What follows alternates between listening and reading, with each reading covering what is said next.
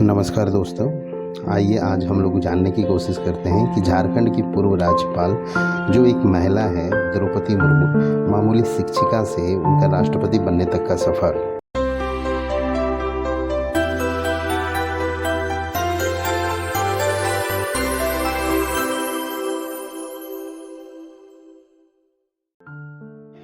देश की एक ऐसी महिला शख्सियत जिन्होंने अपनी शिक्षिका से राष्ट्रपति के असीम पद पर जाने तक का सफ़र को पूरा किया।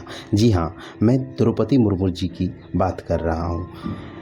द्रौपदी मुर्मू जी का जन्म 20 जून 1958 को उड़ीसा के मयूरभंज जिले के बेदापोशी गांव में एक संथाल परिवार में हुआ था।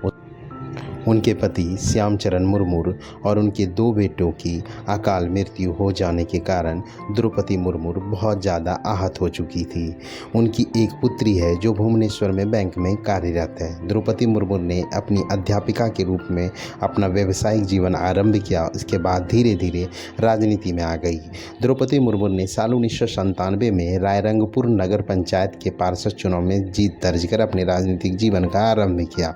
उन्होंने भाजपा के अनुसूचित जनजाति मोर्चा के उपाध्यक्ष के रूप में कार्य किया।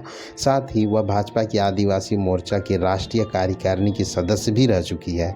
द्रौपदी मुर्मू ओडिशा के मयूरभंज जिले के रायरंगपुर सीट से 2000 और 2009 में भाजपा के टिकट पर 2 बार जीत कर विधायिका भी बनी। ओडिशा में नवीन पटनायक के बीजू जनता दल और भाजपा गठबंधन सरकार में द्रौपदी मुर्मू को 2000 और 2004 के बीच वाणिज्य, परिवहन और बाद में मत्स्य एवं पशुपालन संसाधन विभाग में मंत्री बनाया गया।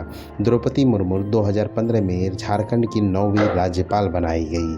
झारखंड की पहली महिला राज्यपाल बनने का खिताब भी द्रौपदी मुर्मू के नाम दर्ज हो चुका है। साथ ही वह किसी भी भारतीय राज्य की राज्यपाल बनने वाली पहली आदिवासी महिला है। देश के सर्वोच्च पद यानी राष्ट्रपति के लिए 18 जुलाई को वोटिंग होनी है। विपक्ष की तरफ से यशवंत सिन्हा को उम्मीदवार बनाया गया है, जबकि भाजपा की अगुवाई वाली एनडीए ने द्रौपदी मुर्मू को अपना प्रत्याशी घोषित किया है। मुर्मू एनडीए की तरफ से राष्ट्रपति उम्मीदवार बन चुकी है। आंकड़ों के हिसाब से अभी द्रौपदी मुर्मू ही मजबूत मानी जा रही है।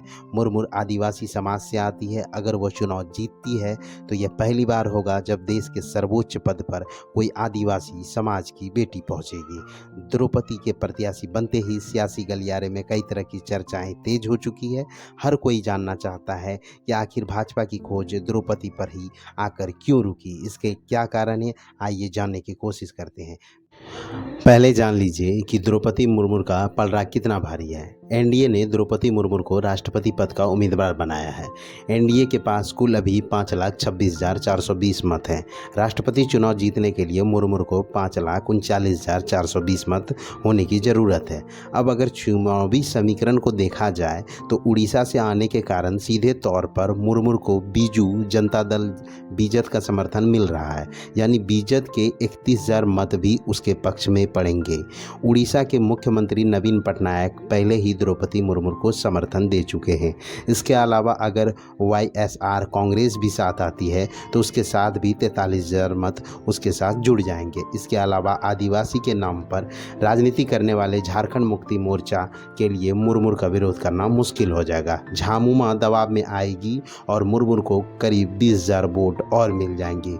वहीं आम आदमी पार्टी टीएसआर ने भी अपने पत्ते अभी नहीं खोले हैं। माना जा रहा है कि द्रौपदी के नाम पर ये दोनों पार्टियां भी एनडीए के साथ ही आएगी।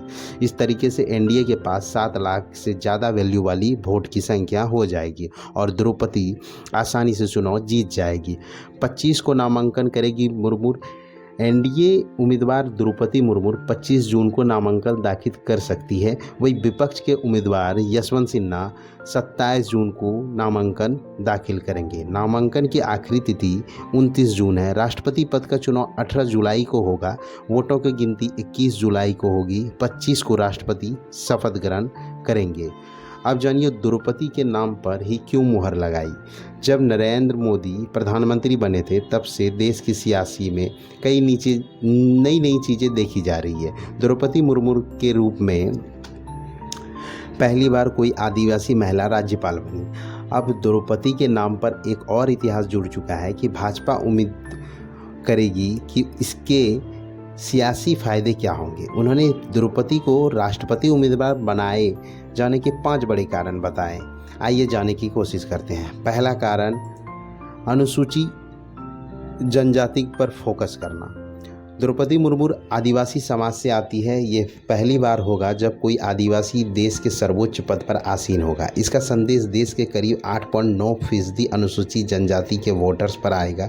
कई राज्यों की कई सीट पर आदिवासी वोटर्स निर्णायक हैं। ऐसे में भाजपा ने द्रौपदी को राष्ट्रपति पद का उम्मीदवार बनाकर अनुसूचित जनजाति के वोटर्स को अपनी ओर आकर्षित किया है। इसके दूसरे कारण की ओर अगर हम देखें तो महिला शक्ति का भी एहसास होगा। द्रौपदी मुर्मू अगर चुनाव जीत जाती है तो दूसरी महिला होगी जो राष्ट्रपति बनेगी। भारत में महिलाओं की आबादी पुरुषों के बराबर है। द्रौपदी का नाम प्रत्याशी के तौर पर ऐलान करने से महिलाओं में भी एक सकारात्मक संदेश पहुंचेगा। द्रौपदी के संघर्ष की कहानी भी लोग जान पाएंगे। महिला वोटर का झुकाव भाजपा की ओर माना जा रहा है। खुद प्रधानमंत्री कई बार इसका जिक्र कर चुके हैं। ऐसे में एक महिला को राष्ट्रपति बनाने से भाजपा को महिला वोटर्स में अपनी पकड़ मजबूत बनाने में मदद मिलेगी। अब तीसरे पहलू की बात करते हैं, जिसमें आदिवासी बहुल राज्य पर फोकस करने की बात कही जाती है। अगले 2 सालों में 18 राज्यों में चुनाव होने हैं। इसमें दक्षिण के 4 बड़े राज्य शामिल हैं, ओडिशा, कर्नाटक, आंध्र प्रदेश और तेलंगाना। वही 5 राज्य ऐसे हैं जहां अनुसूचित जनजाति और आदिवासी वोटर्स की संख्या काफ़ी है। इसमें झारखंड, छत्तीसगढ़, गुजरात, राजस्थान और महाराष्ट्र शामिल हैं। इन सभी राज्यों की 350 से ज़्यादा सीटों पर मुर्मू फैक्टर भाजपा के लिए फ़ायदेमंद साबित हो सकते हैं। चौथे फैक्टर की बात करें तो 2024 में लोकसभा चुनाव होने हैं। आंकड़ों पर नज़र डालते हैं तो देश में 47 लोकसभा और 487 विधानसभा सीट अनुसूचित जनजाति के लिए आरक्षित हैं। हालांकि अनुसूचित जनजाति और आदिवासी वोटर्स का प्रभाव इनमें कहीं ज़्यादा सीटों पर है। 2019 में लोकसभा चुनाव में अनुसूचित जनजाति के लिए आरक्षित 47 सीटों में 31 पर भाजपा ने जीत हासिल की थी। हालांकि विधानसभा चुनाव में जरूर भाजपा को आदिवासी इलाकों में हार का सामना करना पड़ा था, खास तौर पर छत्तीसगढ़, झारखंड, ओडिशा और राजस्थान में।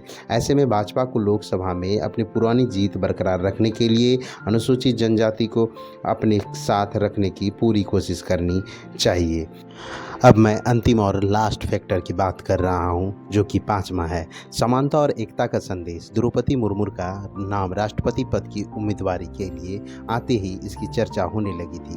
भारत दुनिया का सबसे बड़ा लोकतांत्रिक देश है। ऐसे में यहाँ से किसी आदिवासी महिला को राष्ट्रपति पद पर ले जाने से समानता और एकता का बहुत बड़ा संदेश मिलता है। इससे हमें वैश्विक स्तर पर भी सराहना मिलेगी। ऐसे ही इन्फॉर्मेटिव वीडियो देखने के लिए आप हमारे चैनल को सब्सक्राइब और लाइक ज़रूर कर दें। धन्यवाद।